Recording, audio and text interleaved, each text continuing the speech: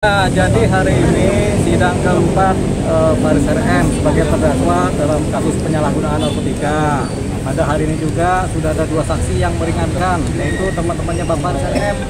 Mereka adalah para musisi yang banyak sekali mengetahui mengenai latar belakang seorang Faris RM, baik kepribadiannya, baik karakternya, baik tingkah lakunya, baik keahliannya dalam bermusik, baik kemampuannya mencipta lagu, dan juga mengenai tingkat popularitas beliau. Yang mereka belum paham adalah mengenai keterlibatan beliau dalam penggunaan narkotika selaku pengguna ya. Tapi mereka para saksi pernah menjenguk seorang Faris RM di tempat rehabilitasi di Lido. Jadi di sana saling ngobrol lah, memang Bang Faris ini memang kecanduan atau ketergantungan. Kalau kecanduan itu biasanya ganja, candu kan. Kalau ketergantungan itu biasanya sabu-sabu, tergantung gitu kan. Lagi tergantung lain kita nggak tahu ya. Tapi yang jelas tadi begitu memang meringankan saksi-saksi tersebut ya.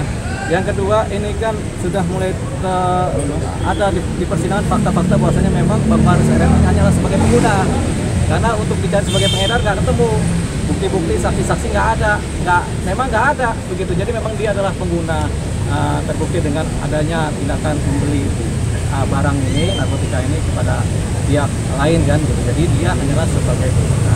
Ini satu persoalan karena negara kita, kebanyakan negara kita ini kan sudah banyak tempat-tempat rehabilitasi terhadap penyalahgunaan narkotika atau korban-korban atau orang yang kecanduan narkotika kan. Jadi tempat rehabnya di rumah sakit A, B, C, D, di Lido juga ada pusatnya kan, rehab. Jadi tujuannya rumah sakit rehab itu, tempat-tempat rehab tujuannya adalah supaya para pengguna itu tidak dipenjara, tidak disidang di penjara, tapi mereka langsung direhab supaya sembuh. Kenapa? Kalau mereka para pengguna narkotika di penjara, bukannya sembuh malah tambah gila begitu.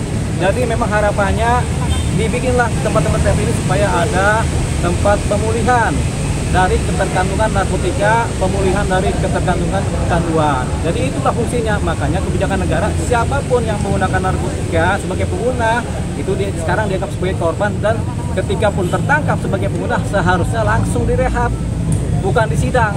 Nah, persoalannya ini kan seorang Faris RM disidang sebagai pengedar, makanya terjadilah persidangan.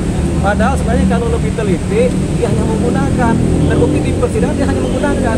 Makanya ini adalah satu aktivitas hukum yang agak berlebihan terhadap diri seorang Faris RM. Kenapa? Karena dia bukan pengedar, tapi disidang sebagai pengedar. Padahal setelah terbukti di fakta-fakta persidangan, dia hanyalah sebagai pengguna.